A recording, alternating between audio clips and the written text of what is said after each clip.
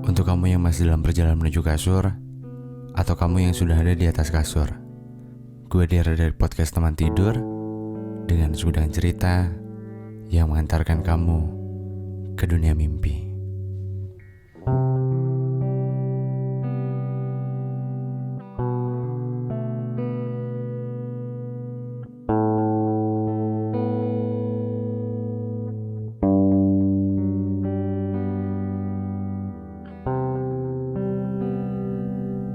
Halo, selamat malam minggu buat lo yang mendengarkan podcast ini di hari Sabtu tentunya. Dan gue upload podcast Teman Tidur ini untuk saat ini setiap hari Sabtu. Jadi biar konsisten kita. Mungkin ketika lo dengerin podcast ini lo baru aja selesai malam mingguan, atau mungkin lo gak kemana-mana. Ya gak apa-apa lah. Tapi pada episode kali ini gue bakal nemenin teman-teman sekalian dengan sebuah cerita yang gue dapatkan dari email tentunya. Dan ini menceritakan tentang seorang wanita yang emang udah capek untuk menjalani sebuah hubungan karena dia pernah mengalami yang menurut dia yaitu toxic relationship katanya. Cerita ini dari Padang, namanya katanya disamarkan menjadi Ca. Anyway, dia itu ngirimin ke podcast Teman Tidur itu dalam bentuk tulisan. Dan menurut gue ini effort banget sih. Ini banyak banget tulisannya. Dan ya itu pilihan sih. Ketika lo ingin bercerita di podcast Teman Tidur, lo lebih nyaman dengan merekam ceritanya atau menuliskan ceritanya, itu terserah lo. Ya gue sih di sini hanya mencoba untuk menjadi pendengar yang baik gitu. Ya karena gue tahu lo yang lebih tahu kemana hati lo akan bahagia. Ini kayak closing ya. Jadi gitu, datangnya dari Padang, namanya dia samarkan sendiri jadi Ca katanya. Dan dia sempat mengalami sebuah hubungan yang emang menurut dia toxic relationship. Menurut gue pun sama. Dan ya ini kayaknya menarik gue angkat di podcast Teman Tidur.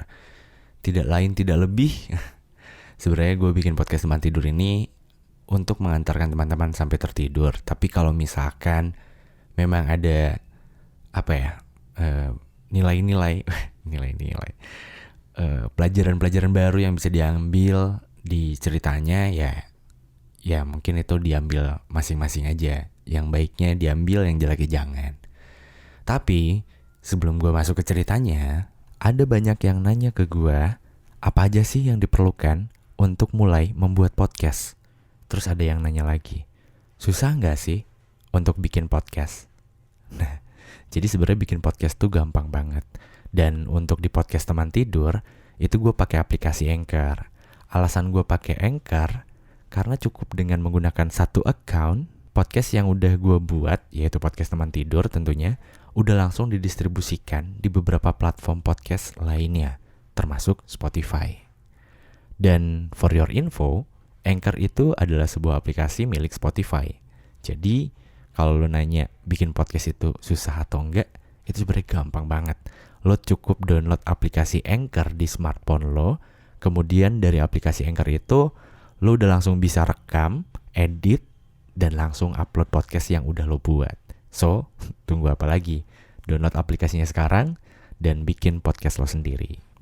Nah, mungkin sekarang gue langsung masuk ke ceritanya aja kali ya. Jadi ceritanya itu dari Ca yang tadi gue udah bilang di awal. Dia pernah punya cowok pas kelas 3 SMA sampai kuliah semester 4. Itu menurut dia, menurut Ca ini katanya, itu benar-benar toxic relationship banget. Karena selama pacaran, Ca sering dipukulin. Terus Ca juga ngebiayain si cowoknya ini bahkan biaya semesternya. Dan gak cuma itu doang, katanya dia juga ngambil virgin gue dengan ngasih gue miras pakai obat. Ya, gitu ya. Ya oke, gue cerita aja dulu ya. mungkin nanti gue bakal menanggapi dari ceritanya ya kalau ada waktunya. Kenapa si Ca ini bisa bertahan bertahun-tahun sama si cowoknya? Itu karena si cowok ini ngancem bakal mukulin si Ca atau bahkan mau ngasih tahu ke orang-orang kalau misalkan si Ca ini udah nggak virgin katanya. Ntar gue ngomongnya agak nggak enak ya, Ca. Nama tapi Ca gitu, cuma 2 huruf. Kalau gue ganti jadi Ica aja gimana? Nggak apa-apa ya, biar enak gitu Ica gitu. Nggak apa-apa lah ya.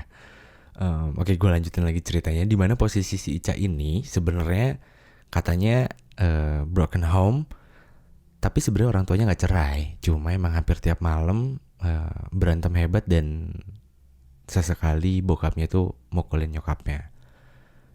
Dan Ica itu pernah coba cerita ke teman-temannya yang Ica anggap itu udah kayak saudara, tapi Ica malah dikatain bego.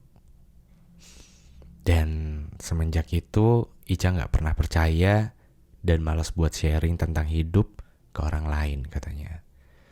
Singkat cerita, Ica sama si cowok ini di akhir semester 4 masuk nih. Terus Ica mulai beraniin diri buat ngelawan dan akhirnya putus sama dia katanya gitu.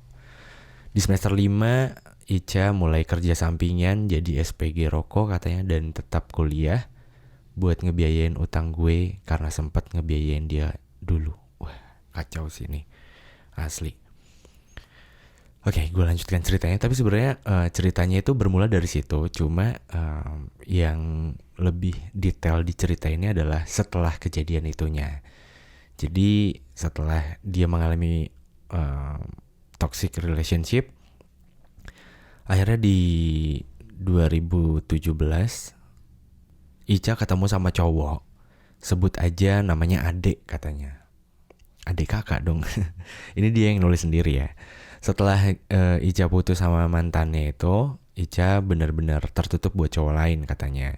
Karena Ica mikir gak bakal ada cowok yang benar-benar sayang sama gue katanya. Karena ya Ica udah gak virgin katanya gitu. Kalaupun ada cowok yang mau sama gue, paling buat dipakai senang-senang doang. Terus di ceritanya, si Ade ini mematahkan semua mindset jelek gue.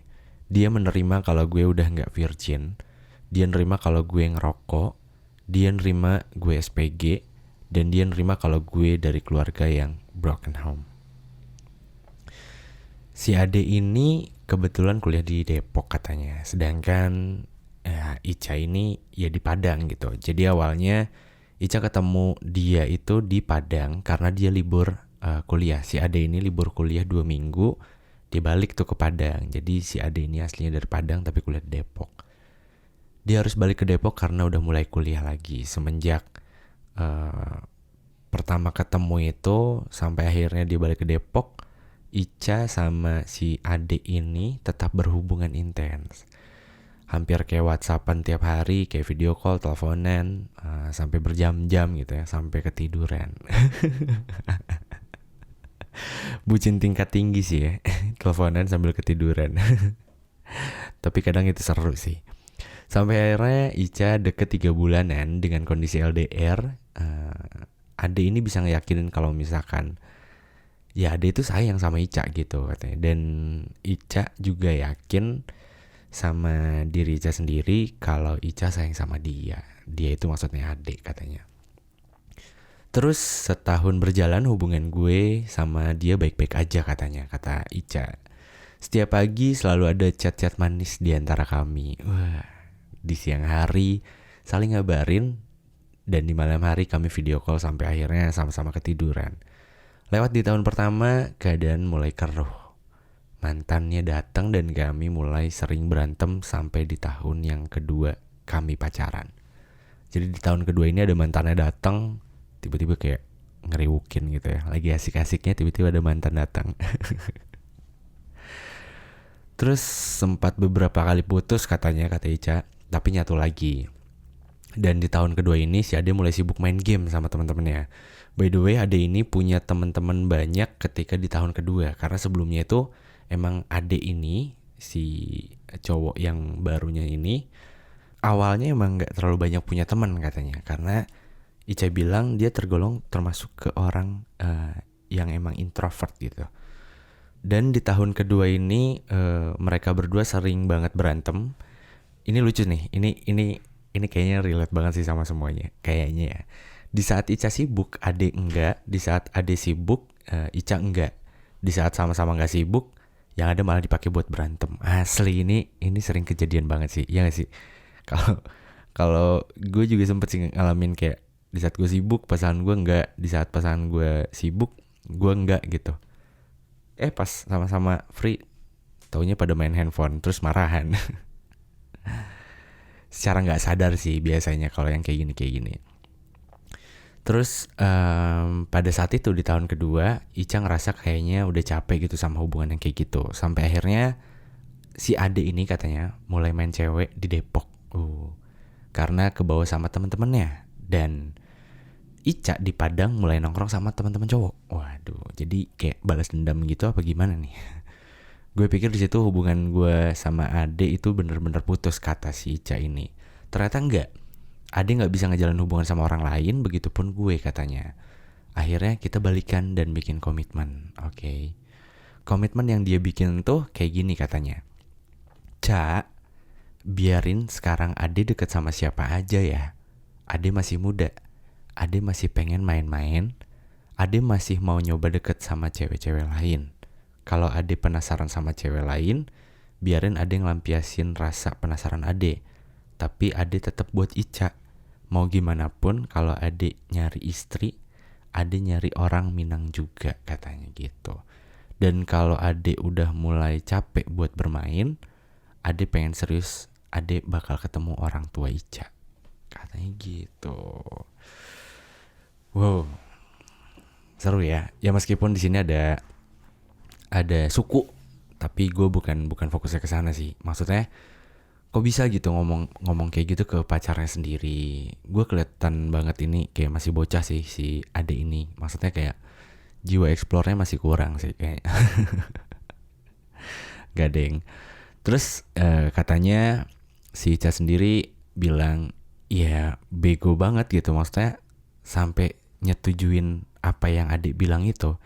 Cuma di sisi lain Ica mikir kayak posisi mereka berdua tuh kayak LDR. Ya bagaimanapun si Ade mungkin Ica mikir kayak Ade pun butuh orang yang, ya butuh cewek yang selalu nemenin dia ketika si Ade ini mau nongkrong sama teman-temannya. Ya meskipun si teman-teman cowoknya tuh tahu kalau misalkan si Ade itu ya pacar si Ica gitu. Cuma ya